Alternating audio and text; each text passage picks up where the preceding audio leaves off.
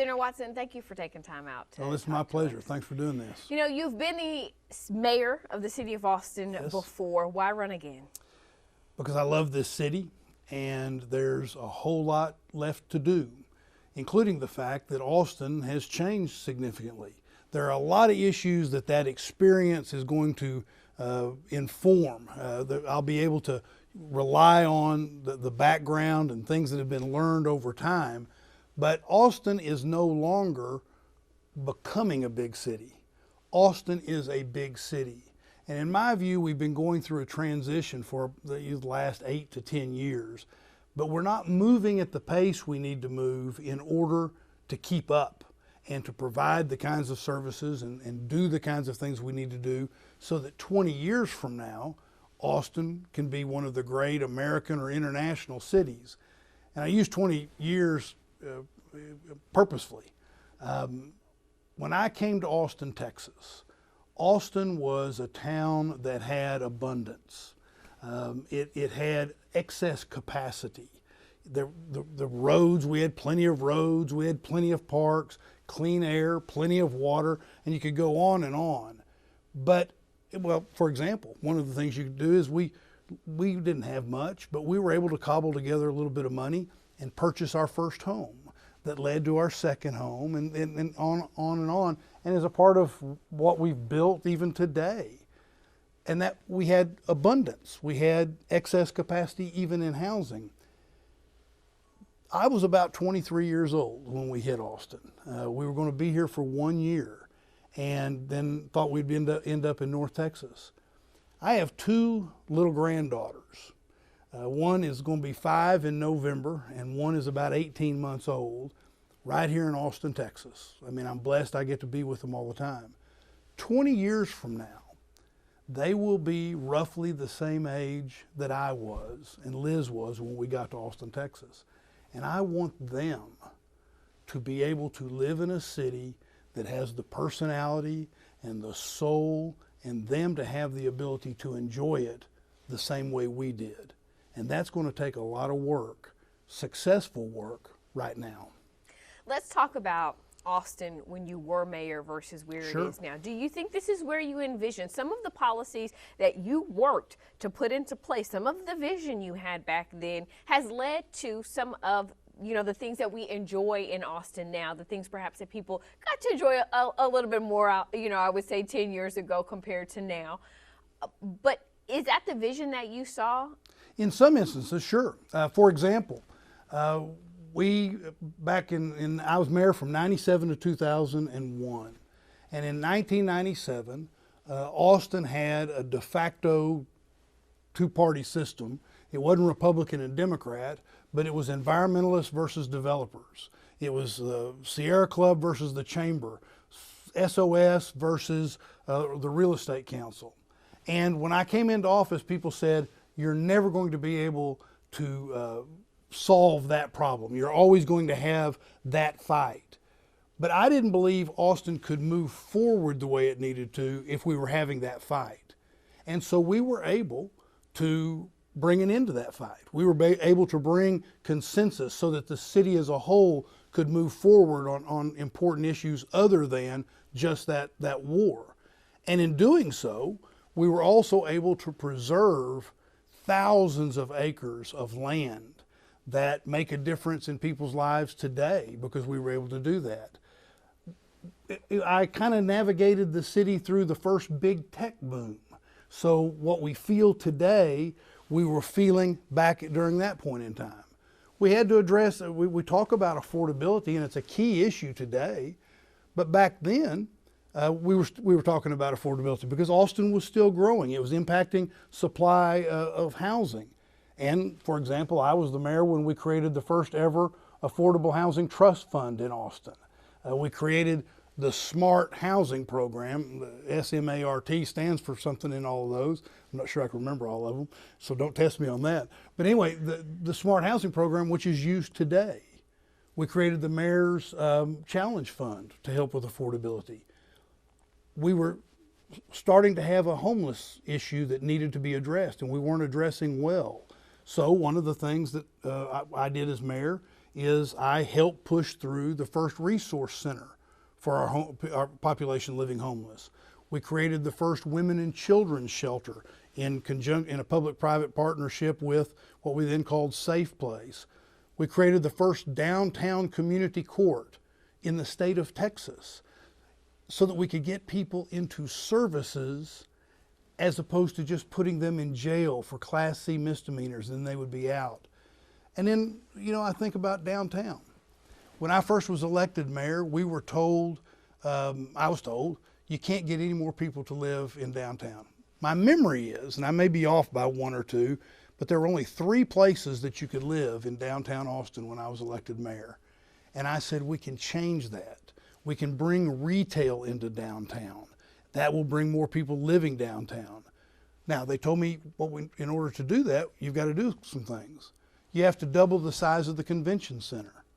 Well, of course, today we're talking about the convention center again because of growth, but we doubled the size of the convention center and built Austin's first downtown convention center hotel. We didn't have a performing arts center, and people said, you're going to need a performing arts center in Austin to have a great downtown. Well, we didn't have the money to do that. So what we did is entered again into a public-private partnership with the arts community, with their philanthropy, by having Palmer, what was then called Palmer Auditorium. They could retrofit that, and it's now the Long Center for the Performing Arts. So there were a lot of things that I did envision and see as great potential, and they've turned out to reach that potential. Where do you think you, as mayor during that time, fell short? Well, I wish that in some instances we could have predicted the future. And when we predicted the future, I'll give an example. One of the things that we did that was very important was we addressed long-standing environmental racism in East Austin by recognizing that there were industrial pieces of property that were zoned industrial, but you had residents right next door or right across the street. And in some instances, you even had like a single family residence on top of a piece of property that was zoned industrial. So working with the neighborhood and the community, and working closely with Gus Garcia, who later became mayor after I was mayor, we created what we called the East Austin overlay, zoning overlay, so that we could roll back. I mean, there was clearly a vestige of environmental racism from years ago. And what we wanted to do is we wanted to be in a situation where we could roll that back to residential. One of the things I wish we could have done a better job of predicting the future, because at the same time we were doing that, we were doing the Austin Revitalization Authority to help with East 11th and 12th Streets. We were moving an airport out of East Austin. All of these things, in fact, in '98, we even had an equity bond election to prevent flooding in East Austin because there needed to be more money put into infrastructure. All of those things were needed. In some instances, I would argue absolutely necessary and the right thing to do. But what they did is they made that property more valuable. And it led in some instances, I think, to displacement, and it led to some other issues that we have problem with some of the very people that fought for that, living in the neighborhood, not getting the full enjoyment of their good labor. If we could have predicted the future, one of the things that we would have done is we would have immediately put, at the same time, money into anti-displacement. But that didn't even really start until a little after those things had been in place. So it would have required some prediction of the future. But that's one area that I wish we could have predicted the future. Another area that I look back on now and think we can improve on that model was we did a really good job on the Miller redevelopment. Miller was the airport.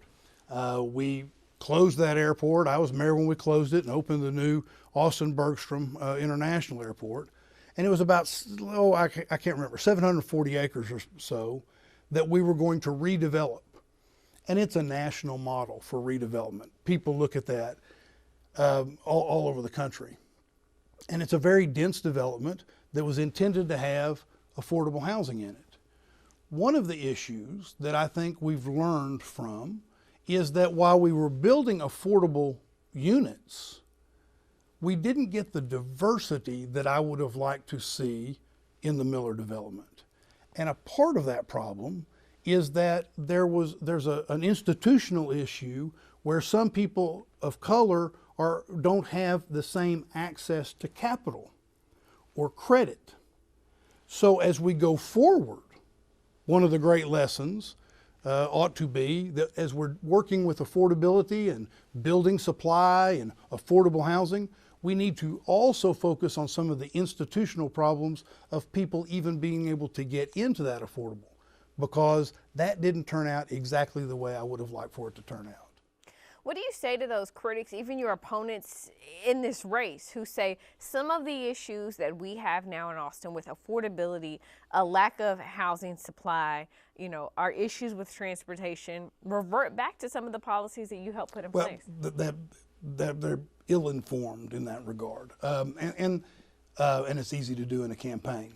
But the truth of the matter is, if you look at what we did at that time, much of it was to specifically address where we needed to get. And I've already mentioned a couple of things. The Affordable Housing Trust Fund. We didn't have an Affordable Housing Trust Fund. Now, I wish it had had more money, and today we're putting more money, for example, with the bond election, because we have that kind of need. But we had money in there so that, for example, I'll give you an example.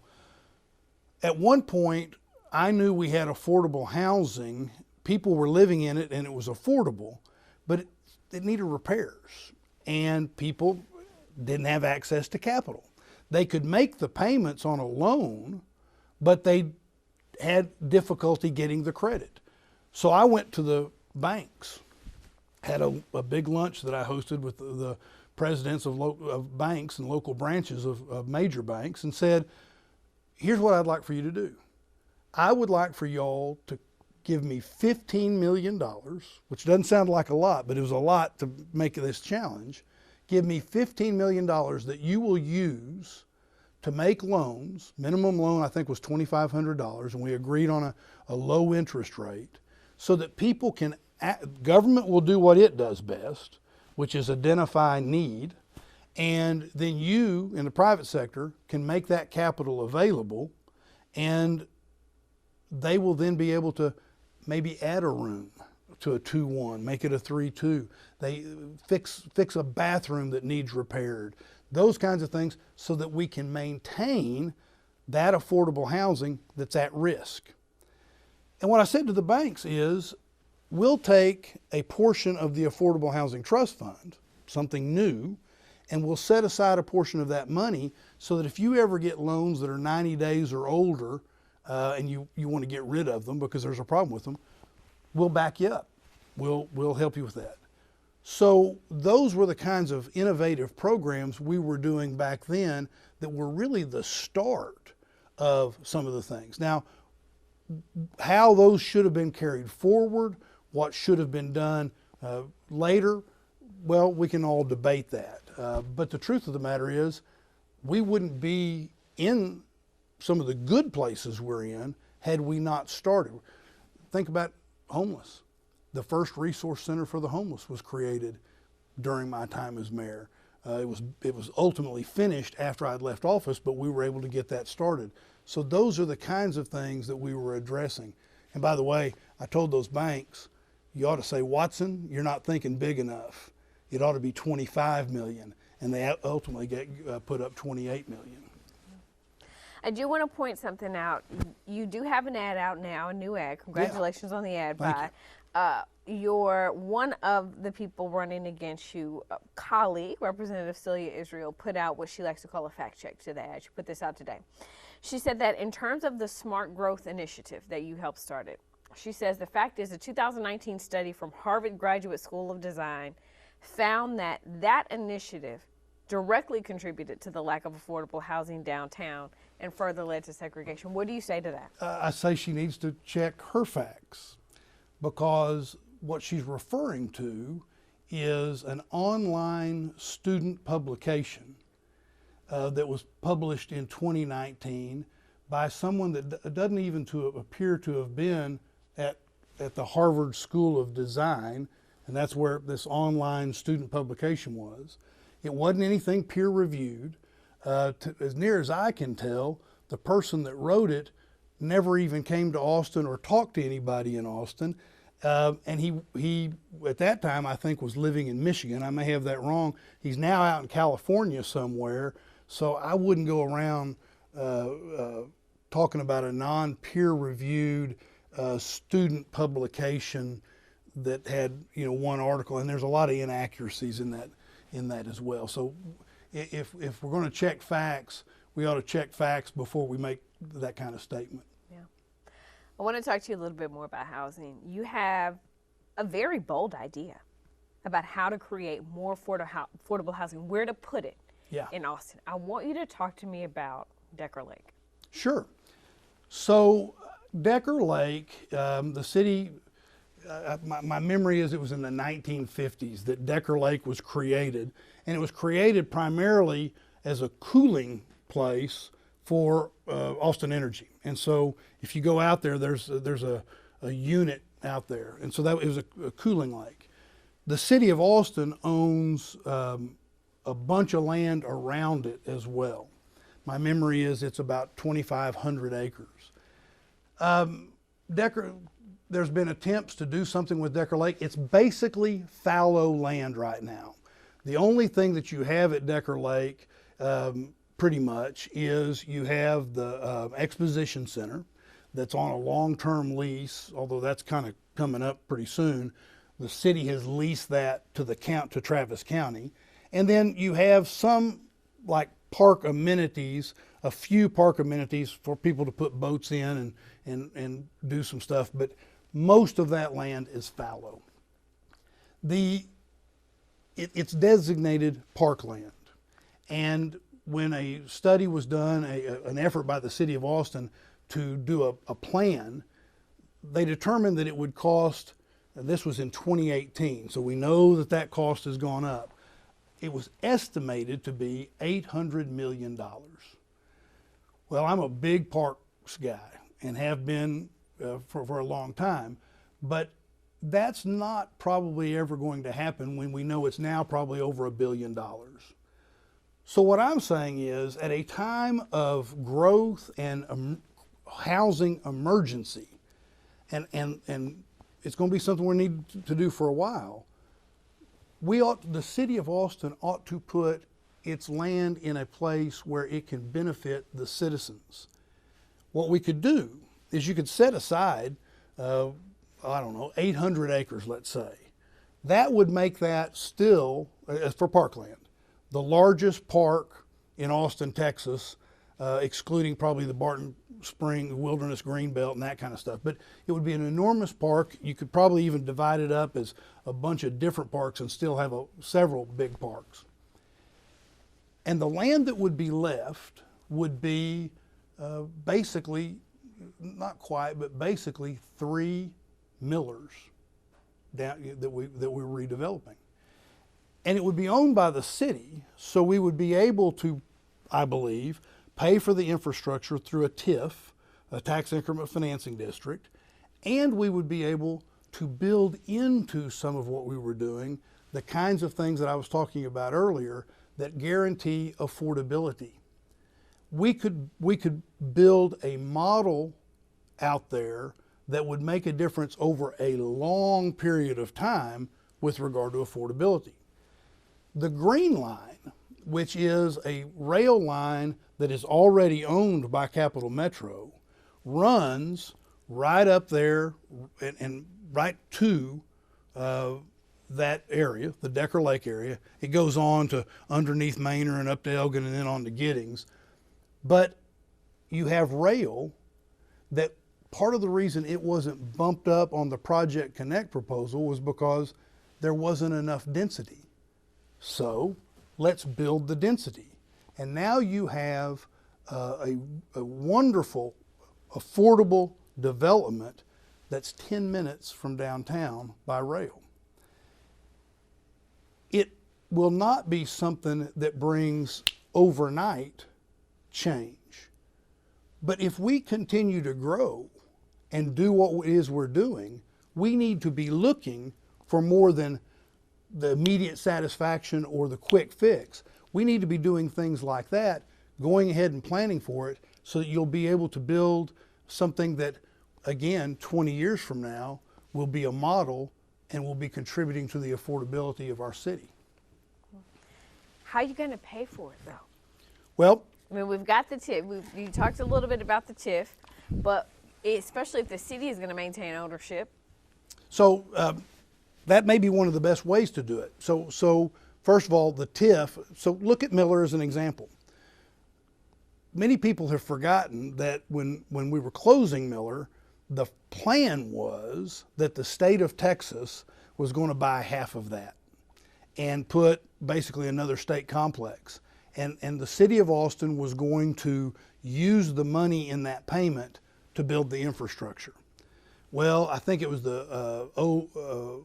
I can't remember, the 99 session probably, the state said, no, we're not going to do it anymore. They stepped away from it. So it left the city with a decision to make about how it was going, quote, to pay for it. So what it did is it created one of our first big TIFs. And what happens is you use the increment in increased property tax.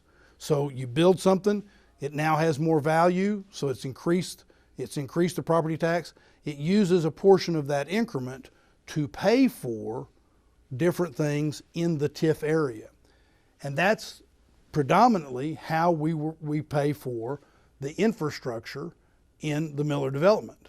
And then what we did is we said we want a master developer so that it stays, and Catellus became the master developer. It was master planned, and then it was we hired a master developer, and the master developer then is able to organize that and has it Miller so that it keeps adding to the TIF, and at the same time it's being built out. But it's not built out in such a way that it depresses the area. And then so the next part of that is, if the city maintains some level of ownership, what that will mean is that it will be able to say, okay, these units will be either leased or sold in such a way that the owner may get some increment of increased equity in it, but that it's going to have to stay at a certain level so that it stays affordable over time.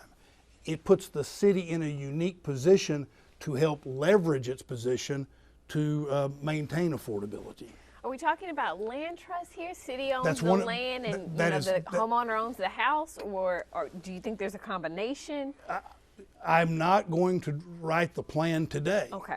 But but good question, because you've just answered part of your question.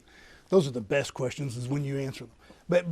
But what you're suggesting are the kinds of things that we do. Now, much of what being a mayor needs to be, and the way I have always governed, is that you listen, you then come up with a vision, you lay out that vision, but you look for others to improve on that vision. So for example, the medical school. The way I saw the medical school and see it today is the medical school and the teaching hospital, they have 1,000 mothers because you got so many suggestions. It may be a land trust. There may be other ways that we can do even more, but we don't have to tie that down today. I understand.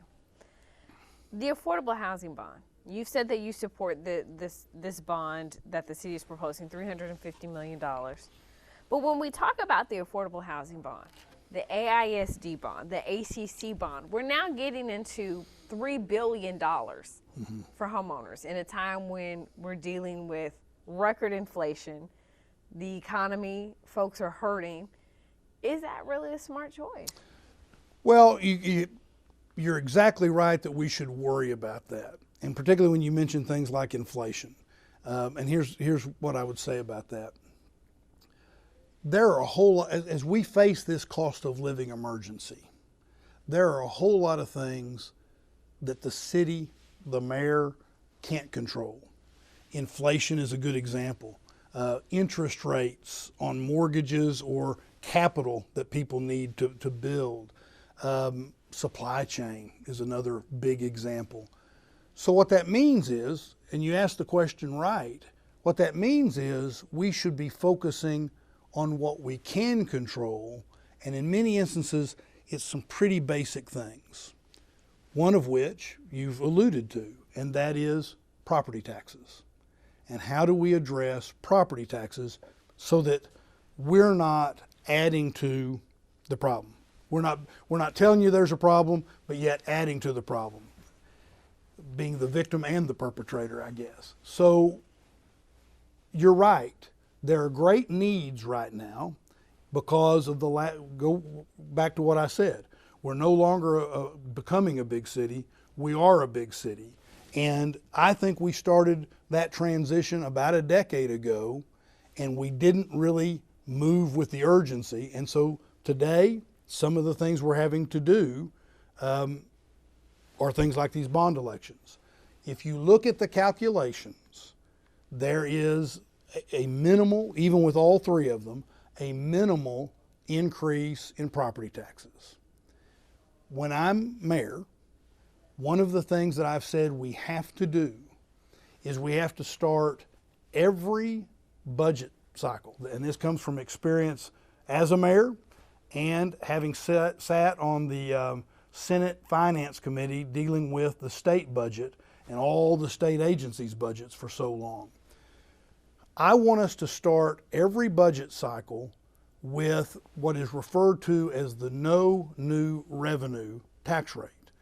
And what that means is that as things have gone up, values have gone up, the rate, if you charge the same rate you charged last year, you would bring in more money, more revenue, because values have gone up. Apply that rate to the value. But if you apply a different rate, you will get the same amount of money, same amount of revenue you had in the previous year. I think we should start there. We get the advantage of having all the new growth. We get the advantage of increases in the amount of revenue from sales tax because of the growing economy we have in Austin, Texas, tourism, those kinds of things. But we start with no new revenue rate so that we're not raising people's taxes. And then we discuss where we want to be. Instead of starting it where it has been more traditionally started, which is as much as you can do. And the state has now limited that to 3.5%. Instead of starting there and then having to cut, which is always so much harder, you start at the no new revenue rate, and that way anything you add is a discussion and a justification for why you would add it. And I think that's one of the things that we just have to do, because it's true. There are things we can't control, so we need to go back to basic budgeting and control the things we can. I want to talk to you about transportation. Good. Good. You also have some bold ideas in terms of transportation, what we should be doing to improve transportation. We'll talk about Project Connect in a minute, but independent of Project Connect, how can we make Austin an easier city to get around? And I'm going to just say it, easier for folks in their cars, because this is Texas. Folk like to drive their cars and their trucks. Well, and even if you don't, even if you're one of the folks that wants us to get to a no car type situation, that's going to be a while. And so we need to make sure we're doing the kinds of things that make this a functional city right now and in the immediate future. A couple of things about that. One is, and you said you want to come back to Project Connect, but I do want to start there, because what Project Connect allows us to do is not only get a different type of transportation than what we've had, and you asked a question earlier about things that, looking back, I should have thought of this. In 2000, that was the first time we went to the voters and asked them to do rail. And it lost by less than 2,000 votes. It won in Austin, but it didn't win enough in the whole Capital Metro service area. Think about how much less expensive it would have been and the difference in our city, including with regard to affordability, if we had started that thing back in 2000. Now, that being said, Project Connect allows us a different form of transportation with transit, with rail, than what we've currently had. It also, by the way, allows us to do rapid bus service that we haven't had. But it also allows us to do some planning about where people live so that we will be in a position to deal with how you get around this city. And in some instances, although we've talked about cars, in some instances where you may only need one car or no car because of where you live. Go back to my Decker Lake idea. If what you do out there is you build places to work, places to play, places to eat, places to shop, and places to live, and you got a rail line that goes into downtown, you know, we can get people around. We can do the same thing in the urban core. The second thing is we need to start looking at alternatives that move people around without the need necessarily of a rail or a car, through things like federal programs that deal with seniors and people with disabilities. There are specific programs that help with that so that you meet specific needs, like getting people to non-emergency health care and doctor's appointments. We need to do more of that. You know, the idea of how you, well, I'll give you another example. Interstate 35.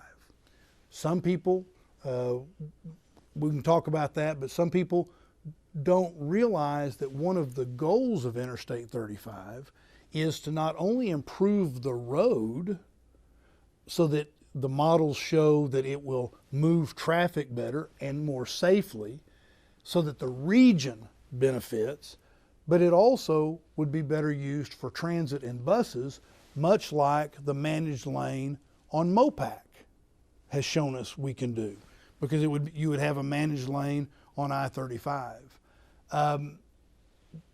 Then there's a lot of improvements that can be made on our roads independent of more road or more lanes, where we build cutouts for buses so that they're not interfering with the flow of traffic and people are backed up, where we make turn lanes work better, so that more of a smart, I guess you'd call it a smart engineering approach to some of that.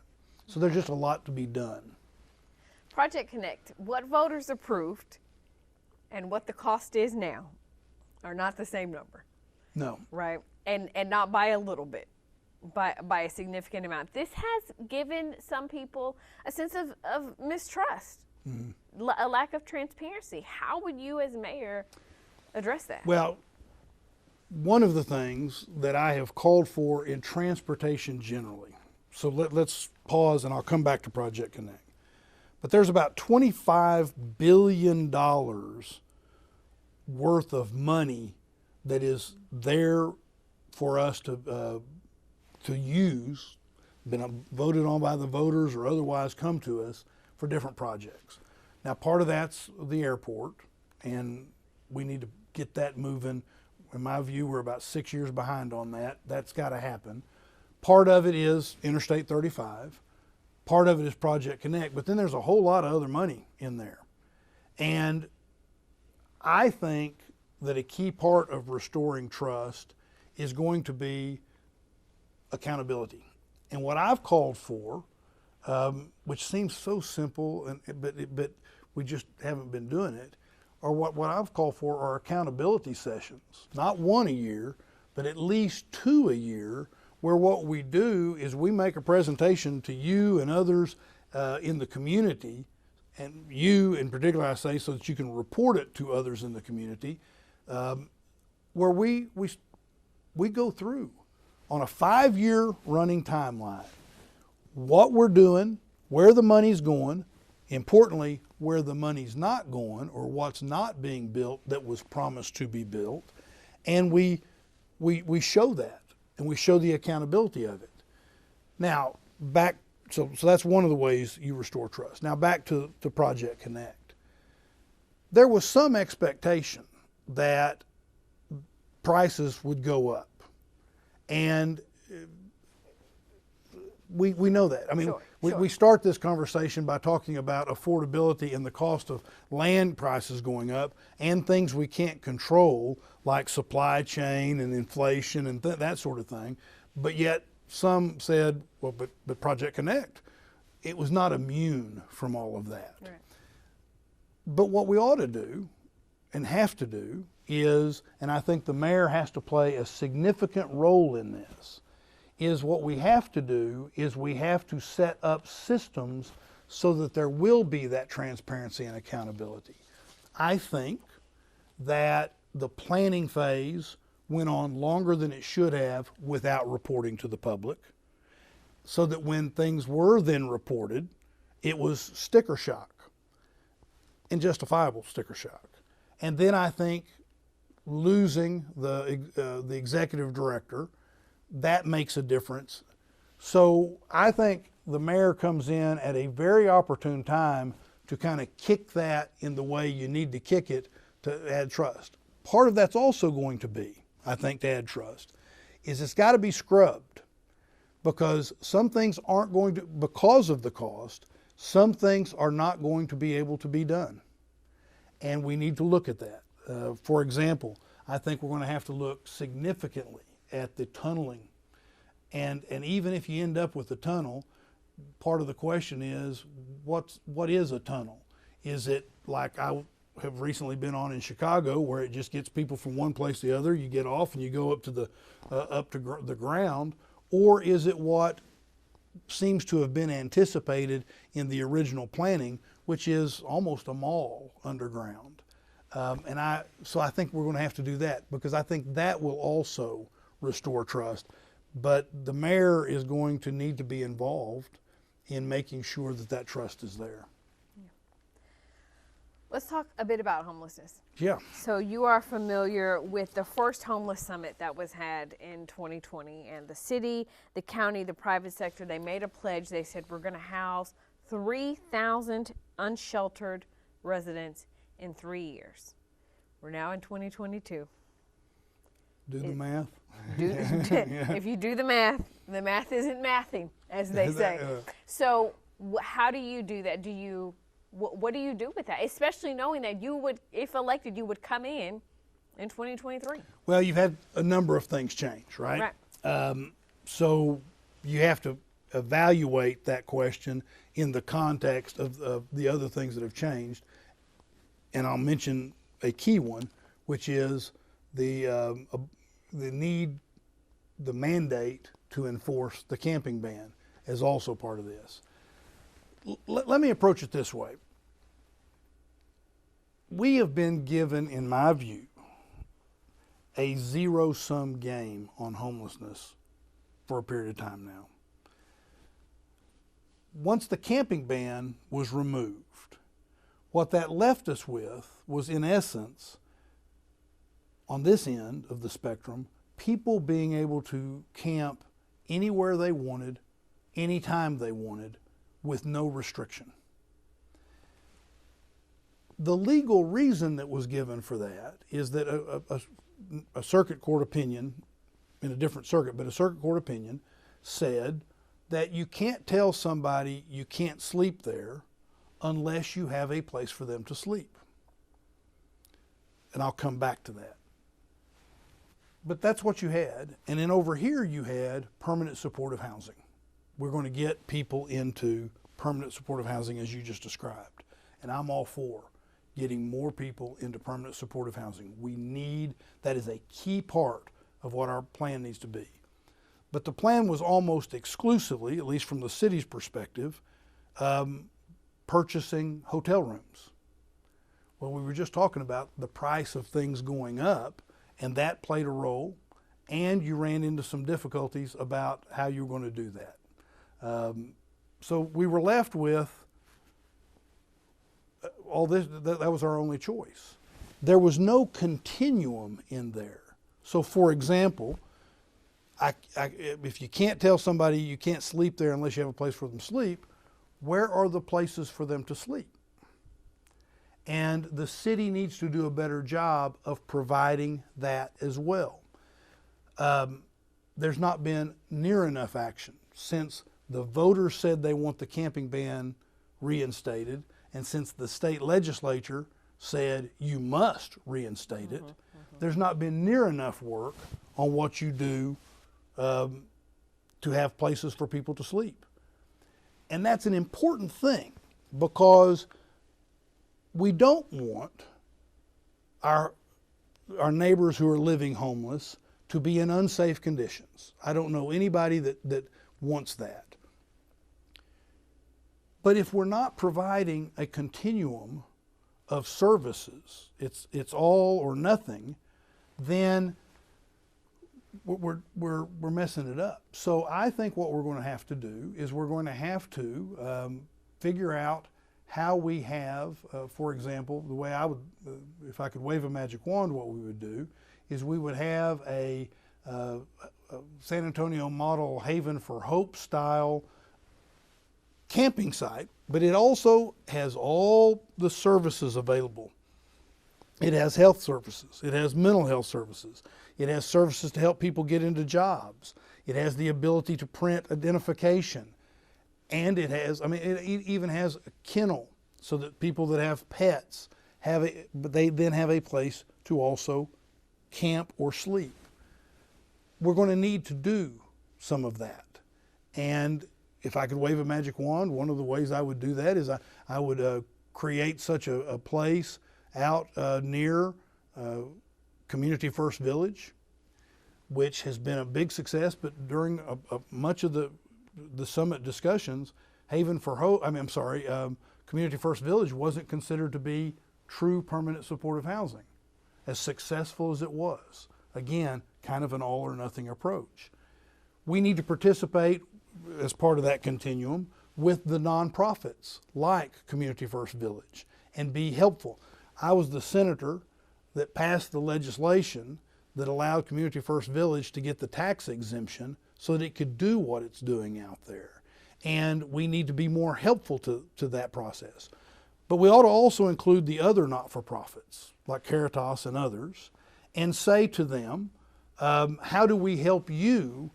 Because we're not getting what we said we were going to get. How do we help you? Caritas and others are building permanent integral care. They're building permanent supportive housing. And we ought to be, the city ought to not just stay out of their way. We ought to be helping them so that you have something in the continuum that's adding to what they said they would do. And there's other things that need to happen as part of that. I think we ought to look at, for example, once a person is stabilized, after how many ever months that takes, how much does it cost the city if that person is not in a Community First Village type of situation?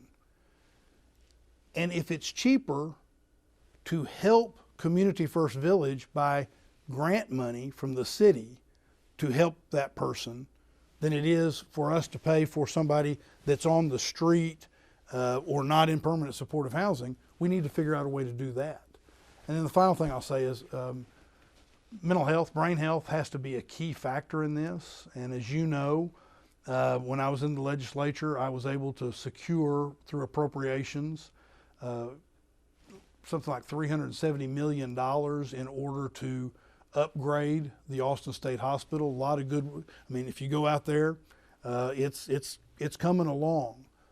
But my vision for it, and part of the reason to run for this office, is my vision for it is that it's not just another state hospital. And so what we did is I passed legislation so that Dell Medical School is redesigning mental health care in Central Texas, brain health care. And a part of what we could do is we could create some therapeutic housing. And what I mean by that is many times people end up in crisis. They end up in the hospital, and when capacity is restored, they're not cured of their brain health issue, but their capacity is restored, and what happens is they're put out on the street, or they bounce from sofa and couch to couch, and then they're on the street. We need to have, as part of the continuum, the ability to put them in some therapeutic housing for a period of time. This is not an all or nothing, although it's been set up as a zero-sum game. There's a way to address this and build consensus around how we do it. When we think about the climate and that being, what experts say, sort of the biggest threat, right, to our safety. Obviously, Austin, the city, has a small role in some of the bigger policy. But what can the city be doing in terms of climate change, to help protect its citizens? Well, a couple of thoughts. One is, I mentioned a minute ago that when I was mayor, we purchased and set aside more preserve land than any other time in the history of Austin. That was something that was ahead of its time, if you will. It was done to protect water in the aquifer and in Barton Springs, but it was also done to protect the hill country, the beautiful hill country we love. But by doing that, it made a big difference in the trees that we need to preserve in order to combat climate. And I bring that up because if you read the climate equity plan, and we need to move forward on the climate equity plan, and that's one of the reasons we need to have somebody with some proven success at getting pretty big things done. But a part of that is that we need to be doing more of that on a regional basis, because there's a couple of things that you can do. One is you can set aside land that is also park land and enjoyed by people, and we ought to be doing that, and we have parts of the community that really could use that. The other part of it is that as we continue to deal with climate, we're going to want our food sources, as much as we can have, nearer the people we're trying to feed. And we're eating up farmland in this region pretty dramatically. So one of the things that we ought to be doing is have a mayor that looks to how you build regional support for doing things like that. We need to make sure that on things like water, we are preserving water. You probably know that when I was mayor, we already had certain run of the river rights on the Colorado River as the city of Austin, but I worked to get additional water in the river, surface water in the river, so that what we could do is, for decades, we had preserved our water. And when I was in the Senate, I worked with the LCRA and pushed some, and with TCEQ, so that we changed the water management plan so that we weren't creating administrative droughts by, if the water in the basins in the Highland Lakes got above a certain amount, they had to release a bunch of water downstream. We changed the water management plan, again, to preserve. As part of climate and dealing with drought and dealing with this, we need to ratchet it up again. And what I'm looking, and if you look at the water forward plan that's been put together, there's some very good ideas in there. One of which is that we do better with what's referred to as purple pipe, and that's reuse of water. We don't, Austin, for as environmentally excellent as it can be, is, and likes to talk about, it's not doing near enough on reuse. So what I would like to do is make it a priority of working with UT, ACC, all the colleges, the state of Texas, the county, and others, and then new developments that come online, so that what we can do is we can hook up non-potable water. It can be used for irrigation, so we're not pouring potable water onto the ground, and it can be used for chilling, for air conditioning, and at the same time, we're conserving water. A key part of that, by the way, is that the agreement we entered into with the LCRA back in '99 kept us from the city of Austin from having to make certain payments for water if we never went above a trigger. We thought that trigger would probably be 2015, but we still hadn't met the trigger because we've done such a good job on conservation. And what the agreement is that we can't avoid the trigger by going out and buying other water, but we can avoid the trigger by conservation. And so this, what I'm talking about here. And then ultimately we're going to have to work with the region on things like aquifer storage. Mm-hmm. You know, when we have plenty of water, can we store water in an aquifer? Let the region, you know, I agree with, we've got our surface water, let the region deal with the groundwater, but us look at how we might store water in aquifers so that it will also be available and not wasted. But there's a whole lot to do on that. The last time you were mayor, the makeup of council was different than it is today. We're now a 10-1 system. Yeah. You have a lot of ideas. You have a lot of knowledge, things that you would want to do. How would you, though, lead 10 council members? How are you going to work to get them on board? Well, I have two instinctive or knee-jerk reactions to that. One is, you know, it's sure, it's more than 6. But it's still, they're still people. They're still people you develop relationships with. And if you look at what I did in the Texas Senate, let's face it, I was a Democrat in a Republican majority Senate, and yet had enormous success. And that was because of my willingness to not create unnecessary enemies, my willingness to speak real plainly, not in a mean way, but so that you know where I stand, and also listen carefully to where you stand and what it is that you want so that we might be able to reach agreement. I have always suggested that one of the things we do is we not label certain people, whether they be in the Senate or on the council, because what that does is it immediately removes empathy and the willingness to listen to them. So I think we're at an interesting point. This will be the first time that a mayor and council, including some new council members and some holdover council members, will be able to look back at the last period of time and say, okay, what worked? What didn't work?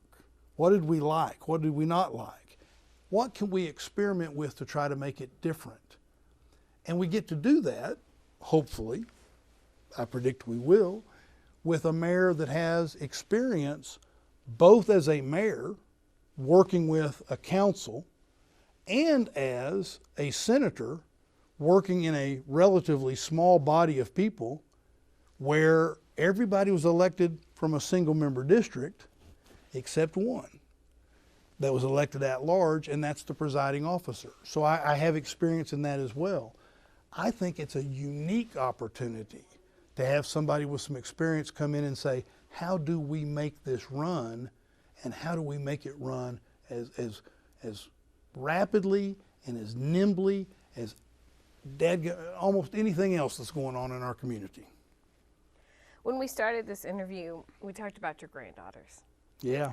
And you said that you wanted them to enjoy the soul of Austin. What will you be doing to, in some cases, restore, and in other cases, preserve that soul if you're elected mayor? Well, we've talked about a lot of them. I want those little girls to be able to experience a diverse city where, and diversity in terms of the people, race, ethnicity, but also in thought and ideas. And in order to do that, we need, and in culture, right? Music and culture otherwise. In order to do that, we're going to have to prepare certain things. one of the things we're going to have to prepare is how we make it where people can afford to live in this town. I also think, we were just talking about water. I want them to have the abundance that I felt like we had when we were in our early 20s and got to Austin, Texas. And I want it to be, I want to preserve the beauty of the place. Austin, the Keep Austin Weird thing has always meant something to me, because it meant in part that you could have your own thoughts and your own ideas. Because sometimes the first time you hear an idea, well, that's weird. But it ends up being something really special. And Austin's been a place where people could come and find themselves and be themselves. And even in, when it comes to the politics of the state, it's a place that they can come and be themselves. That's going to require us to do the kinds of things that assure diversity in our community, assure thought in our community, assure openness, and that's going to come down in many ways to the cost of living of the town and addressing that in a variety of ways, but including housing. My final question for you, what sets you apart from the other candidates? Why are you the right choice to be the next mayor of Austin? Austin is at a critical point. We can be a great American city, or, as I said a minute ago, we're not really managing decay right now, but we could find ourselves managing decay, and we could lose the diversity I just talked about.